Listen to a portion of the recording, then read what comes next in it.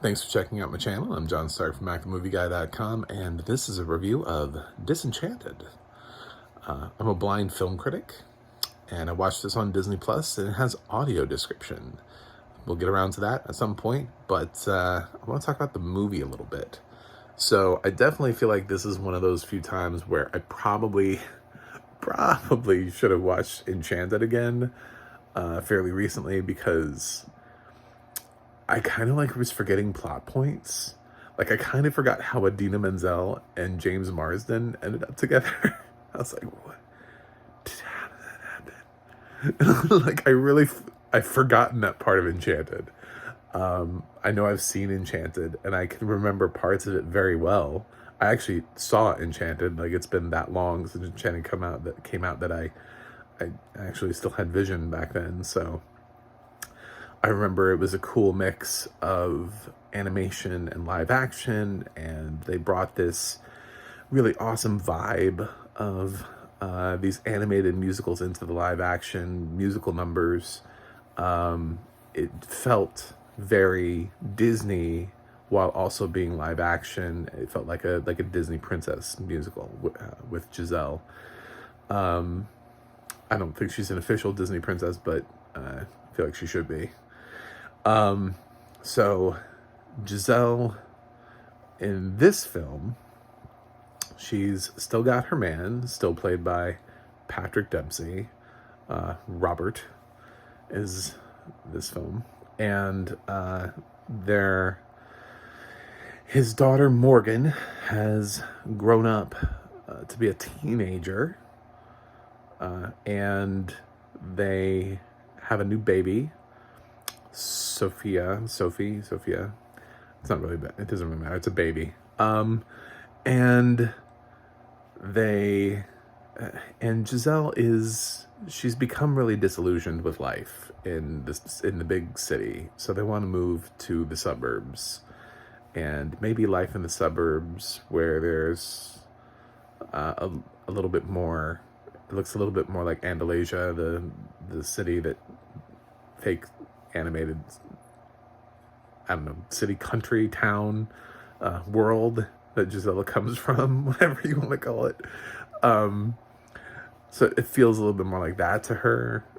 So they go out and they move there, and Morgan is miserable. Miserable.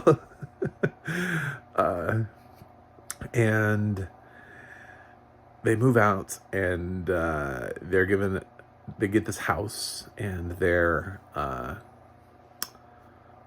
real estate agent swings by, and we see it's played by Maya Rudolph.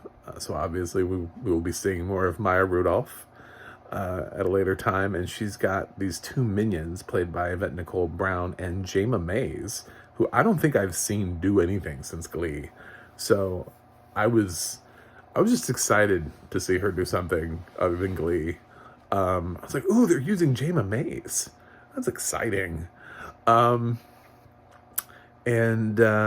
Yeah, Giselle calls Maya kind of like the queen of this area. And yeah, I guess the movie it just takes off from there in a direction where Giselle is just perpetually unhappy, and she kind of wishes that she could turn this world into a fairy tale, and she kind of gets her wish in the form of this magic wand that allows her to turn things into fairy tale elements. But as that progresses, some other things happen, like Maya Rudolph wants that power to be able to do that because she's the villain of the film, which you pick up on pretty quickly. It's not really hidden from you. You get that vibe pretty much from the first time she sets foot on screen, that this is not a stealth villain that's gonna surprise you out of nowhere. And this is just a villain that Giselle is too naive to be able to pick up on, is basically the vibe. But Giselle starts turning into an evil stepmother in the process, and that's Disenchanted for you. And it's got a lot of music, a lot of fun music. It's directed by Adam Shankman. So it does have her animated friends crossover. There's a little chipmunk guy that narrates. Oh my God, does he narrate the beginning of the film? I mean, there is exposition at the beginning of this film. Just, he does it in like storybook form, like he's reading to his kids, but he basically catches everybody up on the plot of this movie in rapid succession, because this film is like 2 hours long already. So if they showed you any of that, obviously the film would be even longer. So they have this scene at the beginning of the film where he's reading this storybook about Giselle in his animated world of Andalasia. Yeah, then he ends up finding his way into the real world through this magic that Giselle has, where he can he transforms into things and he can still talk and stuff like that. So it's cute. I won't say it's not. I think it's just, it's kind of the same problematic thing that we have with what's happening with a lot of Disney Plus sequels, when there's no stake in the game to send them to theaters, when all they're doing is sending them to their streaming service. I don't think they're as committed to making these films great. I don't think anybody actually reads the scripts. I'm actually really surprised everybody came back for this one. The script isn't very good. There's no growth. Giselle hasn't changed at all, which is very odd, because if you take anybody and send them anywhere for the amount of time that she's been gone, I mean, Morgan is a literal timepiece because she's had to grow up. So she was a little girl and now she's in high school. So just in that amount of time, Giselle would have had character growth. She would have to know the world around her because she's lived in it long enough to not act so like gosh darn fairy tale. There should have been a little bit of a shift where we see her understanding the world around her, and a little bit less of this. What made the first film work was her, wow, look at everything around me. It doesn't work that many years later. You know, it doesn't work some 14, 15 years later when, you know, the film came out many moons ago and you're here now and her character hasn't changed at all. She's learned nothing. She's not connected to the world at all. I don't think she's made any change. If you sent a person who didn't speak a language at all to a foreign country and they had to live there for the same amount of time that Giselle has been living in our world, they would have picked up on at least some of the language and some of the culture. They would have had to, just because that's where you live. Giselle seems to have made no progress, which is bizarre. It's bizarre. And at a certain point, I just kind of looked at Patrick Dempsey's Robert, and I'm like, how are you still here? Like, he gave up his entire life. He moved his daughter, who obviously does not want to leave, out to the suburbs because his wife is essentially incapable of change. Like, that's the plot of the film. She's incapable of change, so she gets moved out to the suburbs. So he has to commute by train back to work because he didn't quit work from New York City, so he's commuting now, and his daughter hates him. So, like, what is this movie? This was the best idea somebody could come up with for an Enchanted sequel.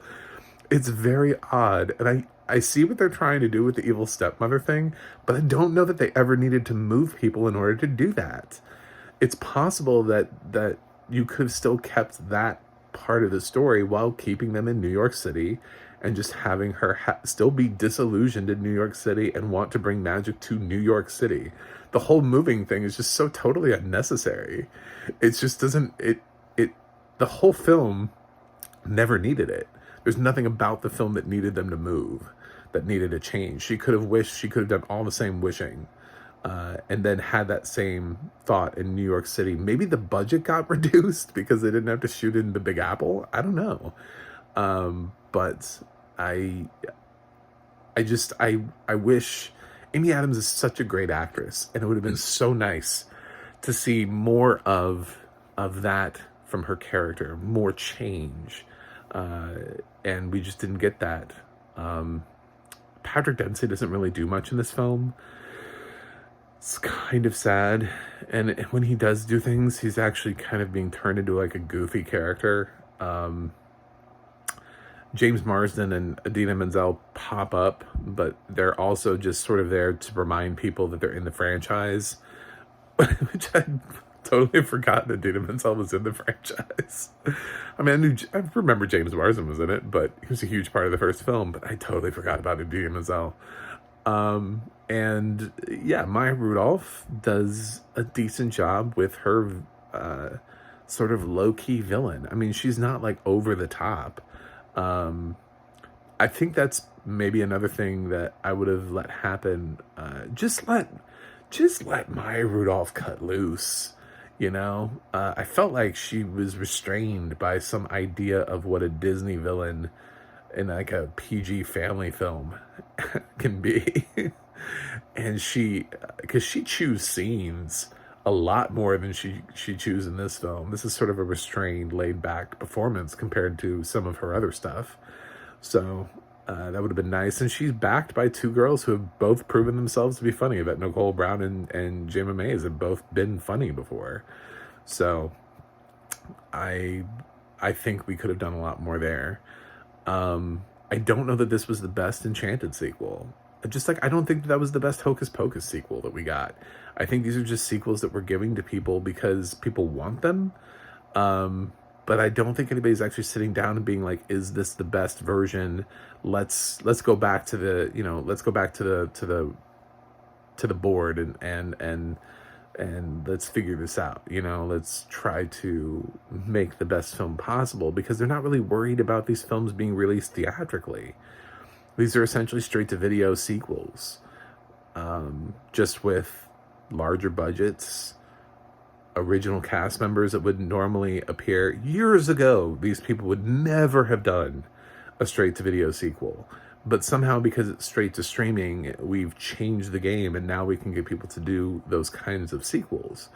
And we're not getting amazing sequels. We're not getting the kind of sequels that stand up to the other or feel like, that they're a continuation of the story, or even that they're just like slightly under the original.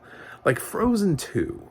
We didn't really need a Frozen 2, but because Frozen 2 had the stakes of the original being so massive, and Frozen 2 was being released theatrically, they put a lot of time and effort into crafting a story that made sense and that sort of continued to shape that world and those characters. It wasn't just like a callback. It wasn't just like, here's the characters you know and love. Here you go. This is what you wanted, right? No, that's kind of what this feels like. And that's kind of what Hocus Pocus felt like. And that's kind of what some of these other films are feeling like. Pinocchio was kind of a waste of time. Really, the only thing that they've made this year that was kind of stellar and was outside the box was Rescue Rangers. That was the only thing that felt like, oh, that was something unexpected. Somebody obviously took some time to think this one through and kind of went for it. Disenchanted is it's kind of disappointing. I liked all of the music, but I don't know that I would remember any of it.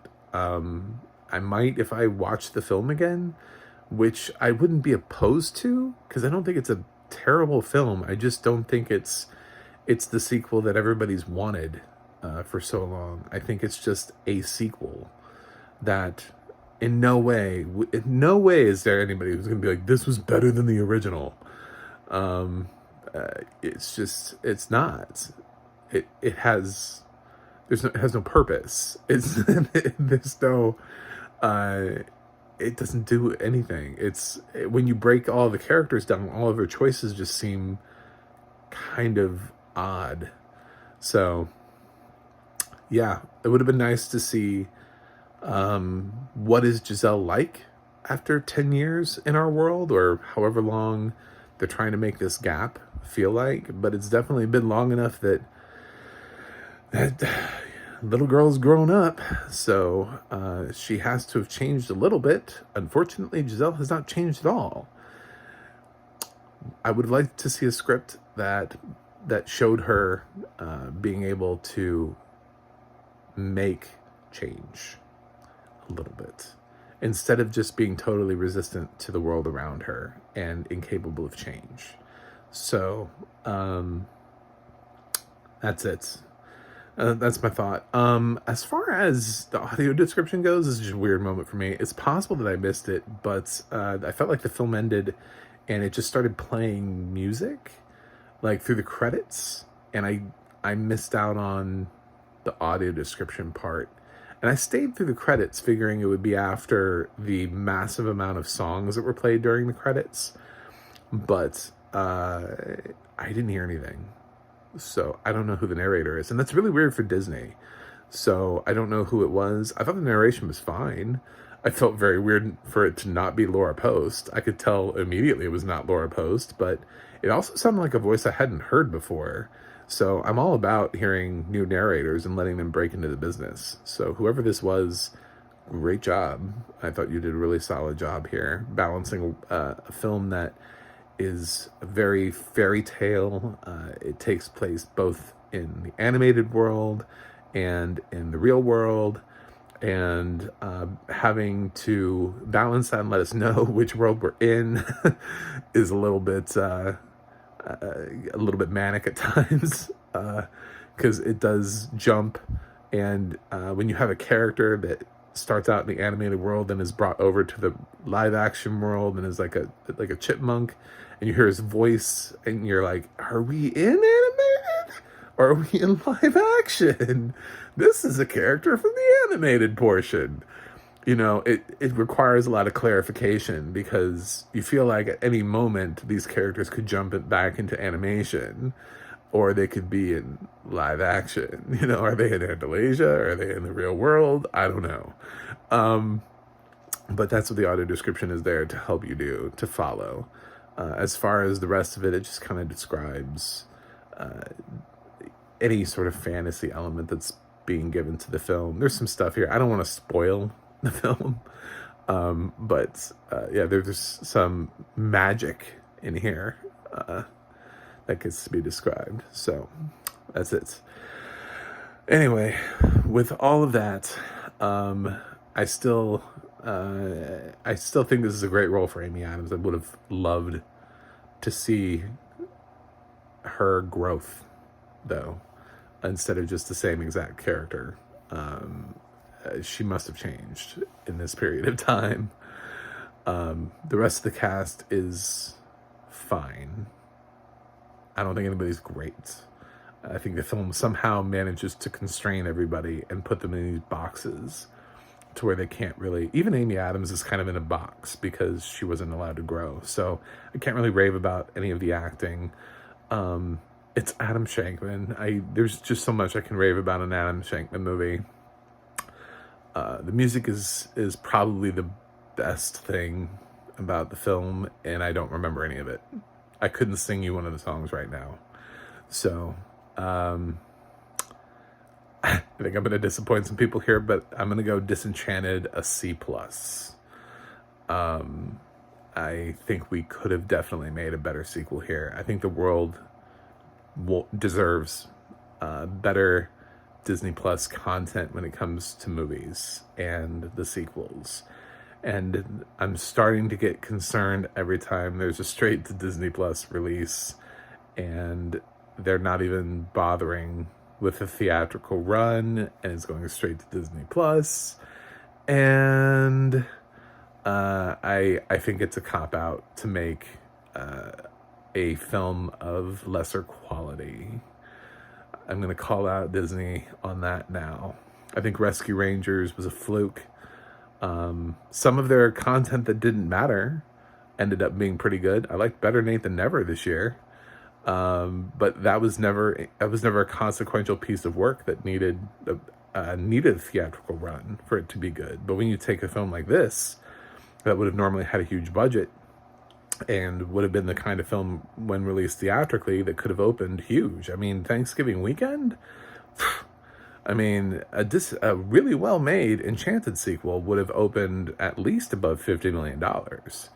So I think they just didn't want to do it. And why? Anyway, if you've stuck this long through my review, you might like me. Maybe. So go ahead and click subscribe. I'm trying to get to 100 by the end of the year. I'm like 14 people away from doing it. So I think I can do it. I just need your help. I also have a website, MacTheMovieGuy.com. You can go to the audio description project, adp.acb.org. It'll let you know what has audio description and where you can watch it. And you can go to theadna.org. That's the adna.org. It'll let you know who is narrating your favorite movies and TV shows. It is user uploaded, so it has what it has. So that's it. And I have to review something else for you guys now, but I will see you on the other side.